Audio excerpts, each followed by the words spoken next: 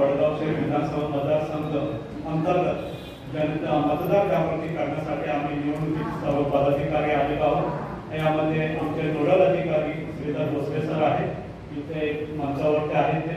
त्यानंतर सहाय्यक नोडल अधिकारी भानुदास खांद्रे सर, सहाय्यक नोडल अधिकारी सतीश खांद्रे सर, तसेच मी स्वतः संतोष जाधव सहाय्यक नोडल अधिकारी, तसेच घाटोळ सर सहाय्यक नोडल अधिकारी, प्रवीण विजय भोसले भालेराव सर, त्यानंतर लक्ष्मण नारायण सिंग सर, अभिषेक मोहित सतीश जडस सर, त्यानंतर आमच्याबरोबर काम करणाऱ्या प्रतिभा दिवार मॅडम, तसेच आपण सर्व सदस्य सर्वांना प्रथम माझा सविनय जय भीम।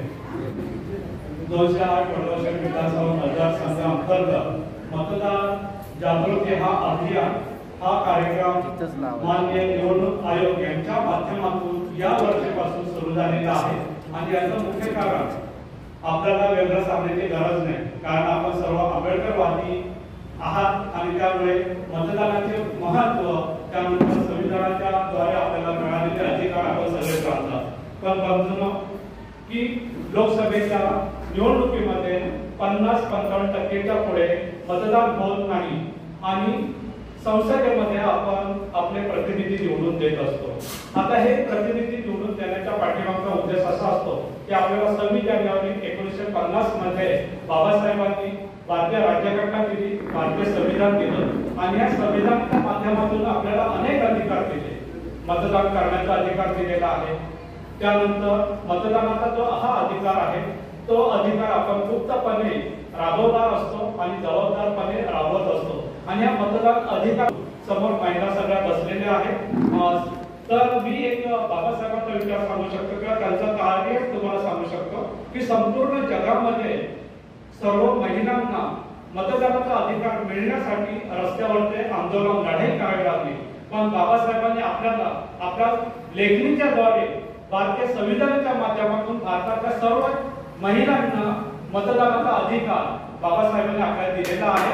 आणि तो अधिकार, त्या अधिकारासाठी आपल्याला कुठलाही लढा द्यावा लागत नाही, फक्त बाबासाहेबांच्या सामर्थ्यामुळे आणि बाबासाहेबांच्या विचारामुळे आपल्याला तो मिळालेला आहे। तसेच संपूर्ण देशामध्ये अगदी गल्लीतील गरीब माणूस असू दे, झोपडपट्टीतील गरीब माणूस असू दे, अगदी गरीबांपासून राष्ट्रपतींपर्यंत सगळ्यांना मतदानाचा अधिकार मिळालेला आहे। एक व्यक्ती एक मत, मग तो श्रीमंत असेल तर त्याच्या मताची किंमत जास्त आहे, गरीब आहे म्हणून त्याच्या मताची किंमत कमी आहे असं नाही, तर प्रत्येक व्यक्तीचा एक मत आणि त्या मताची किंमत सुद्धा, मूल्य सुद्धा एकच आहे। आणि हा अधिकार सुद्धा आपल्याला बाबासाहेबांनी संविधानाच्या माध्यमातून दिलेला आहे। पण एवढा अधिकार दिलेला असताना आपल्याला आपल्या अधिकाराची जाणीव नाही, आपल्याला अधिकाराची जी माहिती आहे किंवा त्याची जी ताकद आहे ती माहित नाही। आणि म्हणून आपण माननीय निवडणूक आयोगाच्या माध्यमातून आम्ही तुमच्यापर्यंत आलेलो आहोत की बाबासाहेबांनी हा जो अधिकार आपल्याला दिलेला आहे तो अधिकार फार मोठा आहे आणि तो अधिकार तुम्ही जर सक्षमपणे राबवला तर तुमच्या आवडीचा, तुमच्या विश्वासला, जो तुमच्यासाठी, जो समाजासाठी, जो देशासाठी, जो जनतेसाठी काम करेल असा लोकप्रतिनिधी आपण संसदेमध्ये पाठवू शकतो। फक्त ती ताकद कशामध्ये आहे तर तुमच्या मताच्या अधिकारामध्ये आहे। आणि हा मताचा अधिकार तुम्ही सक्षमपणे राबवा आणि लोकप्रतिनिधी सक्षमपणे जो काम करणार आहे तुमच्यासाठी, समाजासाठी, देशासाठी काम करणारा आहे, अशा सक्षम लोकप्रतिनिधीला तुम्ही संसदेमध्ये पाठवायचं आहे। आता संसदेमध्ये लोकप्रतिनिधी जाणार आणि तो काय करणार तुमच्यासाठी, तर संसदेमध्ये गेलेला हा जो लोकप्रतिनिधी आहे त्याला खासदार म्हणतो। हा लोकप्रतिनिधी तुमच्यासाठी अनेक धोरणे राबवत असतो, अनेक योजना राबवत असतो आणि ती धोरणं, ती योजना त्यांच्या अंमलबजावणी करण्याचं काम त्यांच्याकडे असतं। आणि हा जर लोकप्रतिनिधी सक्षम जो आहे तो जर सक्षम तुम्ही निवडला नाही तर लोकशाही सक्षम होत नाही। आताच मी सांगितलं की 50% पेक्षा पुढे जास्त मतदान होत नाही आणि 50% पेक्षा जास्त मतदान होत नाही म्हणजेच 50% लोक मतदान करत नाही, म्हणजेच 50% लोक मतदान करतात आणि 50% मतदान केल्यावरती आपली जी लोकशाही आहे ती एवढी सुदृढ झालेली आहे, एवढी या लोकशाहीच्या या प्रतिनिधी किंवा शासनाने आपल्याला एवढं काम केलेलं आहे की त्याच्यातून आपल्या 75 वर्षामध्ये खूप विकास झालेला आहे। पण आपला जर अजून विकास करायचा असेल आपल्याला चांगले सुखाचे दिवस येणं गरजेचं वाटत असेल तर 100% लोकांनी मतदान केलं पाहिजे. फक्त ठराविक लोकांनीच मतदान करायचं नाही तर 100% जनतेने मतदान करायचं आहे. आपल्या घरातील सर्व नातेवाईकांनी, आपल्या कुटुंबियातल्या सगळ्या लोकांनी, सदस्यांनी, 18 वर्ष पूर्ण झालेल्या सगळ्या व्यक्तींनी, ह्या सगळ्या लोकांनी 100% मतदान करायचं आहे. आणि 100% मतदान जर केलं तर आपली ही बाबासाहेबांनी आपल्या संविधानाच्या माध्यमातून जी लोकशाही दिलेली आहे, संसदीय लोकशाही आहे, ती सक्षम होईल. आता संसदीय लोकशाहीमध्ये आपल्याला कोणता अजून अधिकार दिलेला आहे की आपण डायरेक्ट शासनामध्ये जाऊन कारभार किंवा शासन चालवत नाही. तर संसदीय लोकशाहीचं अजून एक वैशिष्ट्य आहे की आपण आपले लोकप्रतिनिधी निवडून देतो आणि हे लोकप्रतिनिधी आपल्या माध्यमातून किंवा आपल्या वतीने कारभार करत असतात. आणि आपल्या वतीने कारभार करत असताना आपल्याला जो सक्षम प्रतिनिधी आहे त्याची निवड करायची असते. आणि निवड कशाच्या माध्यमातून करायची असते तर निवडणुकीच्या माध्यमातून. आपल्या पुण्यामध्ये लोकसभेची निवडणूक आहे 13 मेला. थोडेच दिवस राहिले. या 13 मेला सकाळी 7 वाजल्यापासून सायंकाळी 5 वाजेपर्यंत आपल्याला मतदान करायचं आहे. उन्हाळ्याचे दिवस आहेत, दुपारी कडक ऊन आहे, तरी सुद्धा याची जाणीव करून देण्यासाठी नव्हे तर तुम्हाला जागरूकपणे मतदान करता यावं आणि त्यासाठी अनेक सोयी सुविधा सुद्धा निवडणूक आयोगाने दिलेल्या आहेत, त्याची सुद्धा माहिती देण्यासाठी आम्ही या ठिकाणी आलेलो आहोत. तर अशा पद्धतीने आपण सर्वांनी मतदान करायचं आहे. कोण कोण मतदान करणार? सगळे मतदान करणार. वा. आणि फक्त तुम्हीच मतदान करायचं नाही तर तुमच्या घरच्या सर्व नातेवाईकांना, आजूबाजूच्या शेजाऱ्यांना, घरातील मुलांना सुद्धा मतदान करा हे तुम्ही त्यांना जाणीव करून द्या. आणि हा जो बाबासाहेबांनी आपल्याला अधिकार दिलेला आहे तो सक्षमपणे जर राबवला तर निश्चितपणे आपली संसदीय लोकशाही आहे ते अधिक बळकट होईल. आणि गेलेले लोकप्रतिनिधी आहेत ते समाजासाठी, देशासाठी, तुमच्यासाठी, आमच्यासाठी, सगळ्यांसाठी काम करतील जेणेकरून आपल्या देशाचा विकास होईल. आणि आपल्याला जे बाबासाहेबांच्या माध्यमातून बाबासाहेबांनी आपल्याला जे संविधान दिले त्या संविधानाच्या माध्यमातून आपल्या संपूर्ण जनतेचा, भारताचा शाश्वत विकास होईल. आणि म्हणून आपण सगळ्यांनी मतदान करायचं आहे. 100% मतदान करायचं आहे. ही फक्त आठवण करून देण्यासाठी आम्ही माननीय निवडणूक आयोग, भारत सरकार यांच्या वतीने 208 पटवर्ष विधानसभा मतदार संघ अंतर्गत या ठिकाणी आम्ही आलेलो आहोत. काही कारणानिमित्त कलेक्टर साहेबांबरोबर माननीय तहसीलदार मॅडमची भेट अचानक सुरू झाली, त्यामुळे मॅडम आले नाही. पण आम्ही ते सगळे टीम मध्ये सगळे लोक आहोत. आमचे नोडल अधिकारी श्रीधर भोसले सर सुद्धा आहेत. अशा पद्धतीने सगळे तुम्ही मतदानाचा अधिकार सक्षमपणे राबवणार आहात आणि जेणेकरून जो प्रतिनिधी निवडून देणार आहे तो तुमच्यासाठी काम करणार आहे असं लोकप्रतिनिधी निवडून द्या. एवढी फक्त मी आठवण आमच्या टीमच्या वतीने करून देतो. धन्यवाद. जय भीम. यानंतर आमचे सहकारी खांजो सर ऍप संदर्भात माहिती देतील.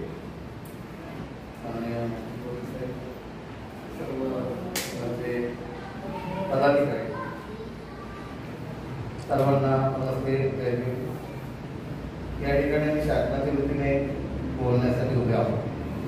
बोलायला खूप आहे. जे काही आपली उभा आहे तो बाबासाहेबांनी दिलेल्या संविधानामध्ये आहे. 3 पिढ्या जर आपण मागे गेलं, कुणाचे लेकरं मुलं कुणी शिकत नव्हते, शाळाची संकल्पनाच नव्हती. आणि संविधानामुळे भारत इतका स्थिर झाला, समाज इतका स्थिर झाला की आपल्याला पठार अवस्था आलेली आहे. बरोबर. आता या ठिकाणी मला दिसत आहे आपण सर्व तळमळीचे कार्यकर्ते, तळमळीचे नागरिक, परंतु दिसत नाही 3-4 ती मुलं त्याच्या जागतिकामध्ये हिरिरीने सहभाग घेतात. डॉक्टर बाबासाहेब आंबेडकर ज्यावेळेस संसदेमध्ये संविधान देशाला समर्पित करून बाहेर आले ते खूप आनंदात होते. तर बाहेर आल्यानंतर एक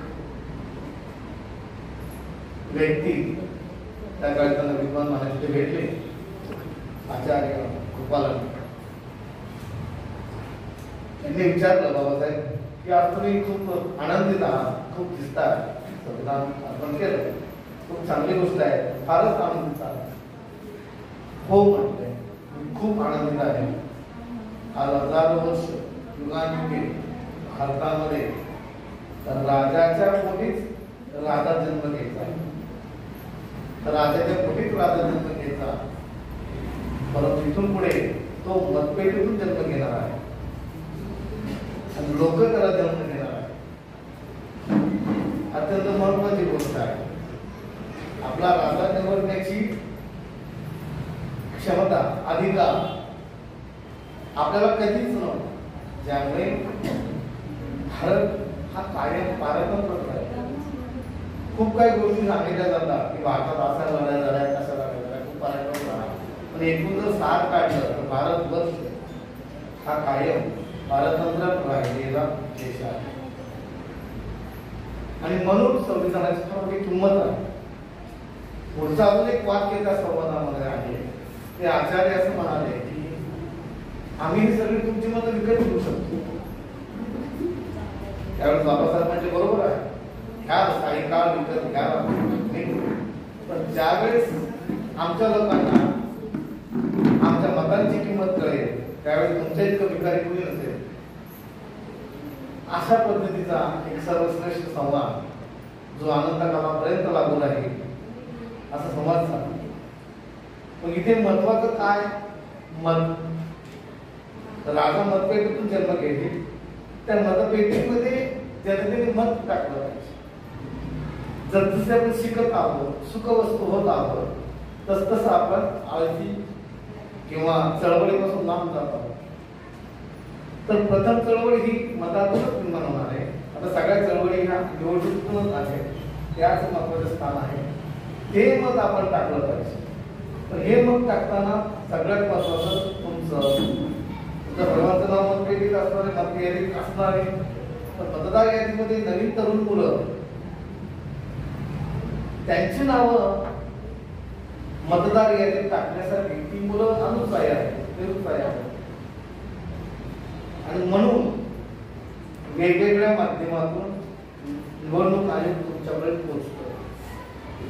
इथून मागे फॉर्म नंबर 6 आणा, फॉर्म नंबर 8 आणा, फॉर्म नंबर 7 आणा, तो व्यवस्थित भरून द्या, त्याला व्यवस्थित कागदपत्र जोडा, ते कागदपत्र दिल्यानंतर ऑफिसमध्ये जाऊन ते जमा करा, त्याची पोच घ्या, असे बरेच उद्योग आपल्याला करायला लागले.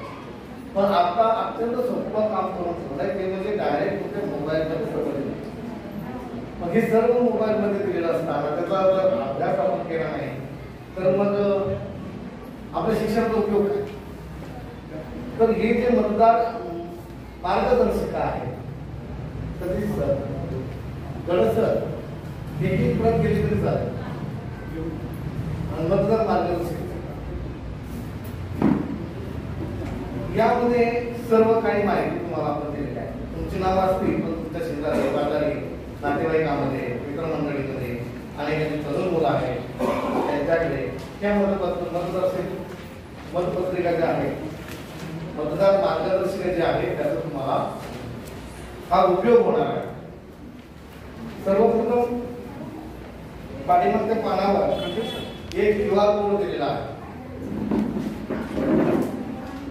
हा ज्यावेळेस तुम्ही स्कॅन करा त्यावेळेस एक ऍप दिसतं प्ले स्टोअरवर, त्याला म्हणतात वोटर हेल्पलाईन. वोटर हेल्पलाईन हे सरकारी ऍप आहे, त्यामुळे तिथे तुमची माहिती मोबाईलमध्ये काय चोरली जाईल याची शक्यता अजिबात नाही.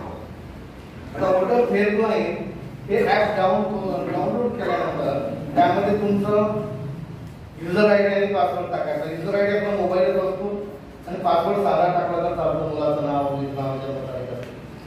तर त्या ऍप मध्ये सर्व काही आयोग येऊन बसलेला आहे, तिथे बसून तुम्ही सर्व काही हँडल करू शकता.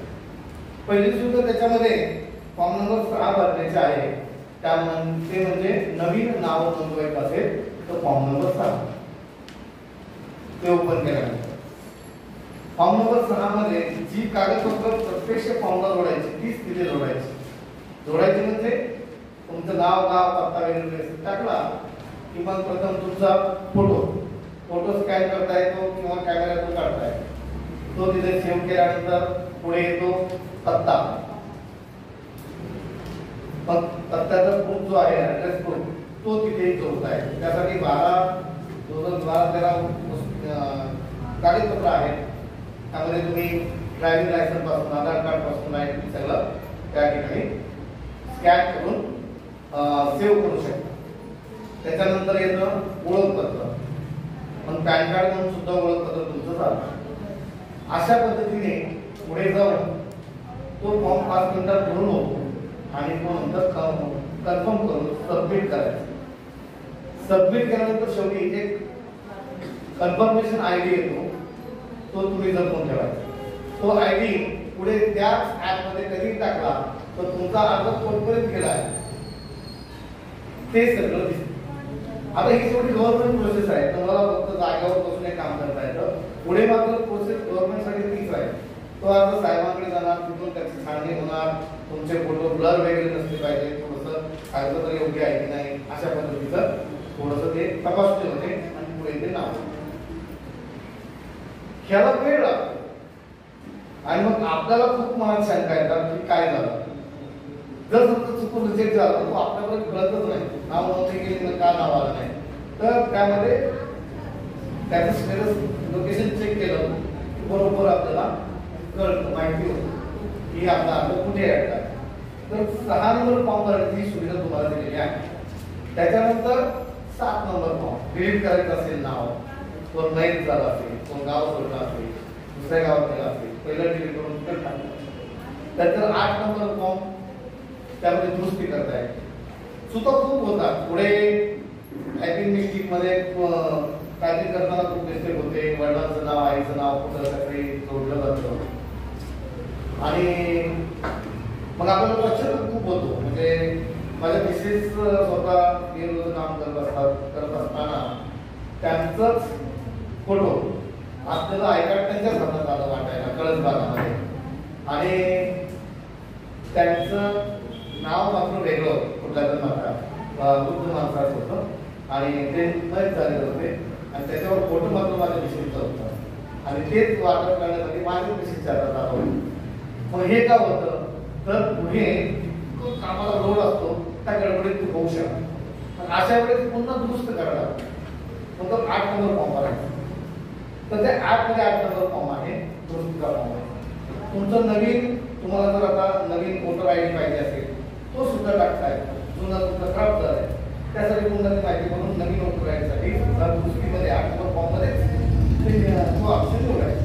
पण अशा पद्धतीने पूर्ण फॉर्म भरल्यानंतर त्या आपल्या ऍपचा परिपूर्णपणे उपयोग, कुठं धावपळ करायची गरज नाही, कुठं अर्ज द्यायची गरज नाही, कुणाला भेटण्याची सुद्धा गरज नाही. फक्त थोडासा वेळ लागतो हे मात्र मी इथं करून बघतो. कारण भोपाळमध्ये एकाच ठिकाणी अख्ख्या भारताचे आय कार्ड तयार होतात, मतदार ओळखपत्र, आणि मग ते डिस्पॅच झाल्यानंतर 3-4 महिने तुमच्याकडे यायला वेळ लागतो. कारण सातत्याने त्या पद्धतीने सांगणं अतिशय गरजेचं आहे. तर या ठिकाणी ऍपची माहिती मी तुम्हाला दिलेली आहे, त्याचा उपयोग काय आहे तेही तुम्हाला दिलेलं आहे. बाकी या मतदार मार्गदर्शिकेमध्ये अनेक गोष्टी आहेत. नोंदणी प्रक्रिया कशी करायची, मतदानाच्या दिवशी काय काय आहे, सुट्टी दिली तरी सुट्टी मतदानासाठी आहे ते मात्र लक्षात ठेवलं पाहिजे. कारण आपलं मत हे आपलं भविष्य आहे. मेरा वोट मेरा भविष्य ही घोषणा आहे.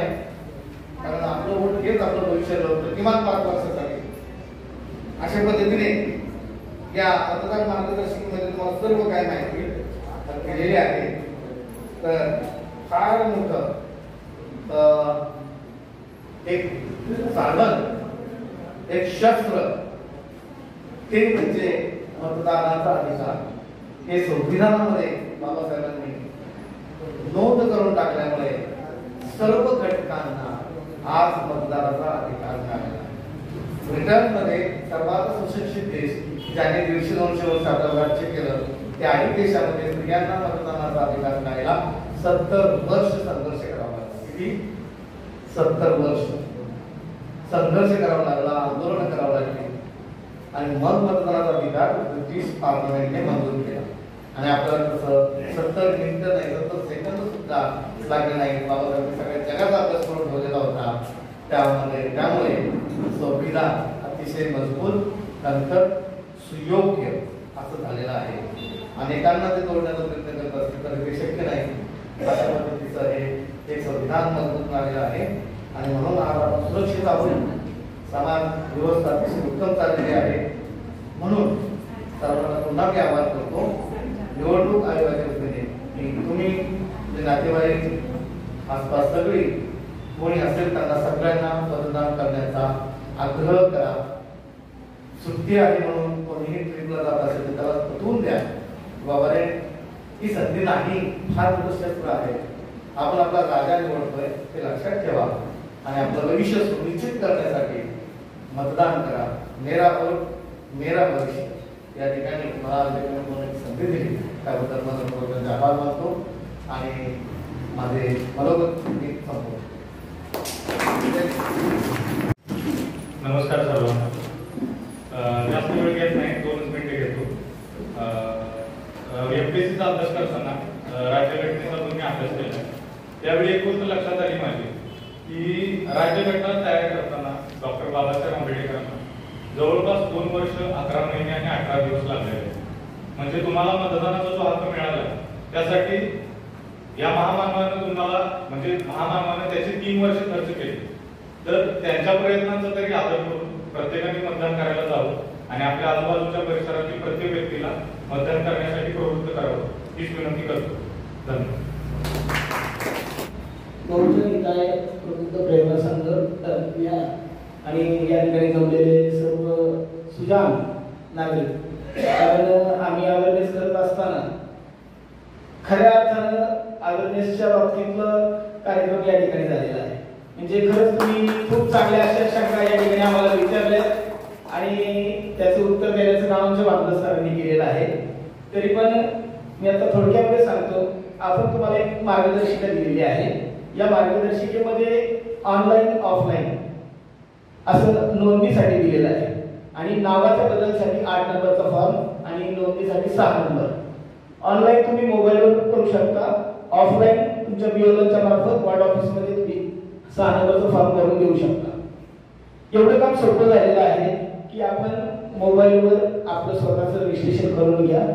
रजिस्ट्रेशन केल्यानंतर आपली सगळी माहिती भरल्यानंतर आपल्याला सगळ्यात शेवटी सक्सेसफुलचा मेसेज येतो.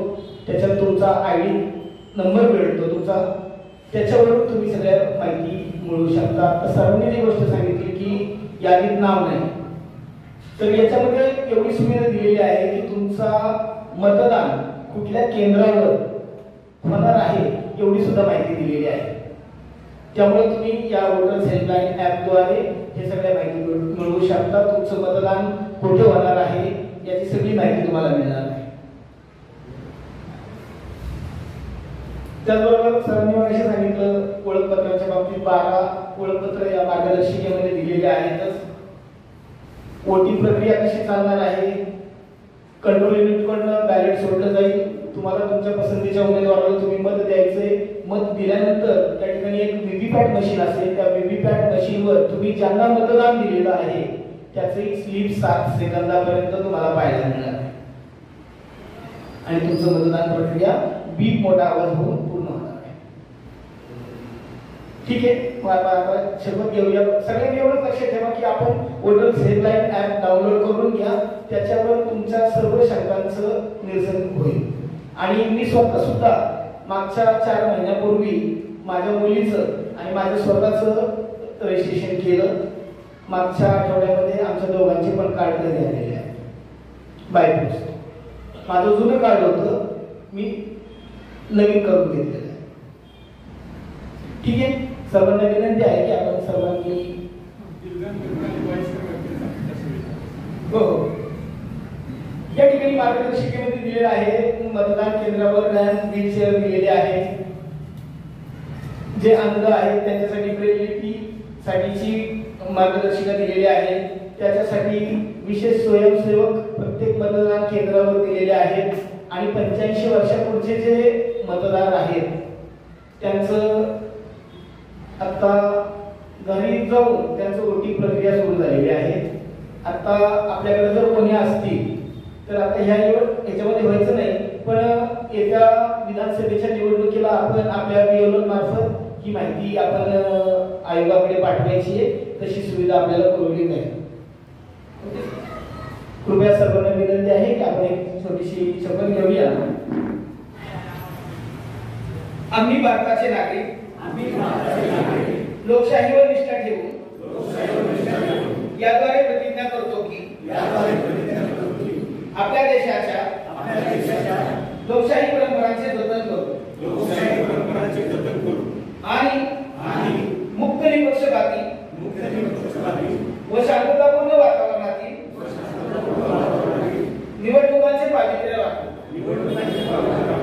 व प्रत्येक निवडणुकीत निर्भयपणे तसेच धर्म वंशता समाज भाषा यांच्या विचारांच्या प्रभावाखाली न येता किंवा कोणत्याही प्रलोभनास बळी न पडता मतदान करू. भारत माता की जय. धन्यवाद.